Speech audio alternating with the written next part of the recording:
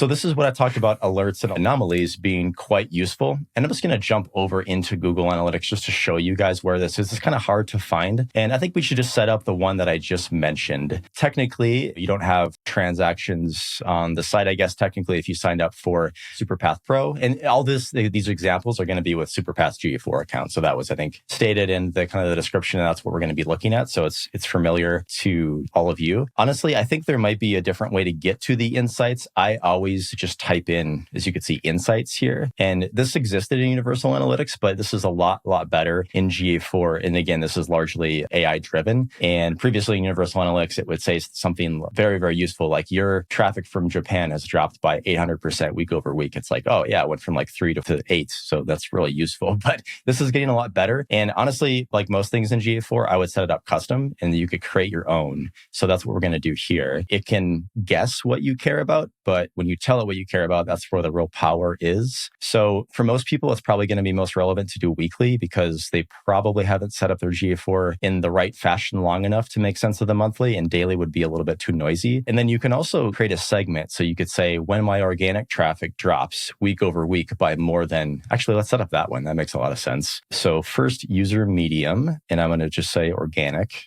That's only what we're going to be looking at in this segment. It's not all users. It's just organic traffic. We will say total users. It might be beneficial to set up 2 of these. The anomaly is going to give it into the hands of Google, and it's going to say, oh, there's an anomaly based on my machine learning. It'll just tell you what it guesses. I probably would start by setting a % decrease by more than, I would look at your historical data to make sense of this. I'm just going to say 20% to start, and then week over week. And then you can get an email. I'll just send it to myself since I have a quick shortcut for my email, but that's basically going to send an email. And then you create this. And now we've just created a custom insight. I think just matter of reloading the page and it will show up here. And now I'm going to get emailed when this happens. And I think this kind of comes back to that data product system of you can always just start by guessing and you pretty quickly calibrate like, oh, 20% is actually way too high. I want to know if it's 5%. You pretty quickly understand what you care about when you look at your historical data.